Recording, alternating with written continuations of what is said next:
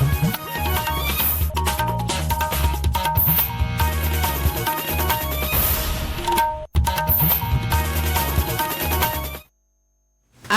ભુજ સમાચાર કૃપાલી મહિછા વાંચે છે.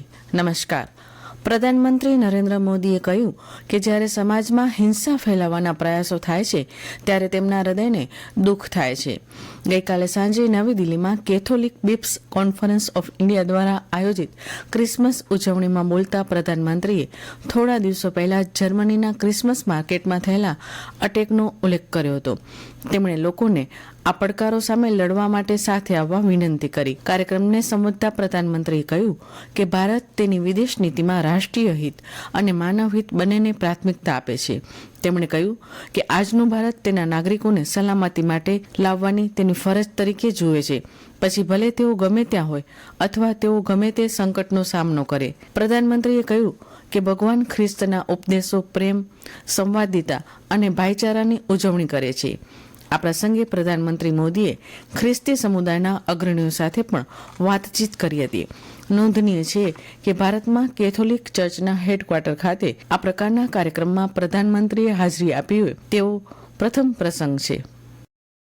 સંરક્ષણ મંત્રાલયે કહ્યું છે કે સ્વર્ણિમ ભારત વિરાસત ઓર વિકાસ આ વખતના પ્રજાસત્તાક દિવસ 2025 માટે ઝાંખીની થીમ હશે. કર્તવ્ય પથ પર પરેડ દરમિયાન 15 રાજ્યો અને કેન્દ્ર શાસિત પ્રદેશોની આ ઝાંખી પ્રદર્શિત કરવા માટે પસંદગી કરવામાં આવી છે.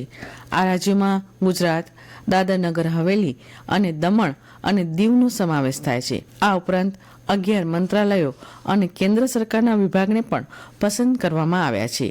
મંત્રાલયે જણાવ્યું હતું કે પસંદ કરાયેલ ઝાંખી ભારતની વિવિધ શક્તિઓ અને સતત વિકસતી સાંસ્કૃતિક સમાવિષ્ટતાને પ્રદર્શિત કરશે. આરોગ્ય મંત્રી ઋષિકેશ પટેલે જણાવ્યું છે કે પ્રધાનમંત્રી જન આરોગ્ય યોજના PMJAY હેઠળ પેનલમાં સમાવિષ્ટ હોસ્પિટલની ગેરરીતિ કોઈપણ ભોગે સાંખી નહીં લેવાય. શ્રી પટેલે ગઈકાલે PMJAY યોજનામાં સમાવિષ્ટ હોસ્પિટલો માટેની માર્ગદર્શિકા જાહેર કરી હતી, જે અંતર્ગત ક્લિનિકલ એસ્ટાબ્લિશમેન્ટ એક્ટ 2024ની જોગવાઈ હેઠળ પૂર્વ નિર્ધારિત સારવારમાં દર્દી અને સગાને પૂરતી સમજણ આપતી વખતે વિડીયો રેકોર્ડિંગ સાથેનું સંમતિપત્રક ફરજિયાત લેવાનું રહેશે. આ ઉપરાંત દર્દીને ડિસ્ચાર્જ કરતી વખતે ડિસ્ચાર્જ સમરીની સાથે સારવાર દરમિયાન કરવામાં આવેલ લેબોરેટરી, રેડિયોલોજી સહિતના નિદાન અહેવાલો ફરજિયાત આપવાના રહેશે. શ્રી પટેલે વધુમાં જણાવ્યું હતું કે રાજ્યની તમામ હોસ્પિટલોએ ચેપ, અંકુશ અને અટકાયત માટેની ભારત સરકારની માર્ગદર્શિકાનું ચુસ્તપણે પાલન કરવાનું રહેશે. આ યોજના હેઠળ થતી ગેરરીતિના બનાવો રોકવા સરકારી તેમજ GMERS મેડિકલ કોલેજોમાંથી અલાયદી ટીમની રચના કરવામાં આવી છે. કેન્દ્ર સરકારે ધોરણ 5 અને 8ની વાર્ષિક પરીક્ષામાં નાપાસ થનાર વિદ્યાર્થીઓને આગળના ધોરણમાં બઢતી આપવાની નીતિ રદ કરી છે. કેન્દ્રીય શિક્ષણ સચિવ સંજય કુમારે નવી દિલ્હીમાં પત્રકારોને જણાવ્યું હતું કે ધોરણ 5 અને 8ની વાર્ષિક પરીક્ષામાં નાપાસ થયેલા વિદ્યાર્થીઓને 2 મહિનામાં ફરીથી પરીક્ષા આપવાની તક મળશે.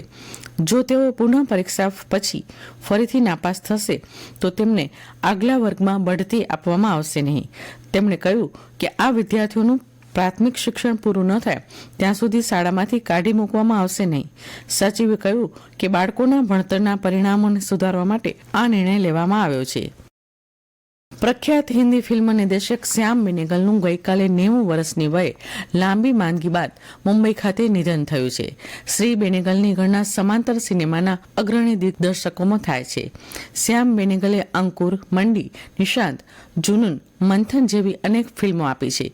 તેમના દ્વારા દિગ્દર્શિત દૂરદર્શન સિરિયલ ભારત એક ખોજ ટેલિવિઝન ઇતિહાસમાં એક અવિસ્મરણીય પ્રસ્તુતિ છે.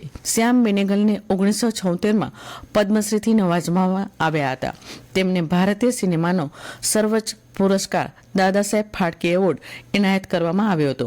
5 વખત શ્રેષ્ઠ હિન્દી ફીચર ફિલ્મનો રાષ્ટ્રીય ફિલ્મ પુરસ્કાર જીતનાર તે એકમાત્ર ફિલ્મ નિર્દેશક છે. શ્યામ બેનેગલને કલાના ક્ષેત્રમાં તેમના યોગદાન બદલ વર્ષ 1991માં ભારત સરકાર દ્વારા પદ્મભૂષણથી નવાજવામાં આવ્યા હતા. આ સાથે આ સમાચાર બુલેટિન સમાપ્ત થયું. નમસ્કાર.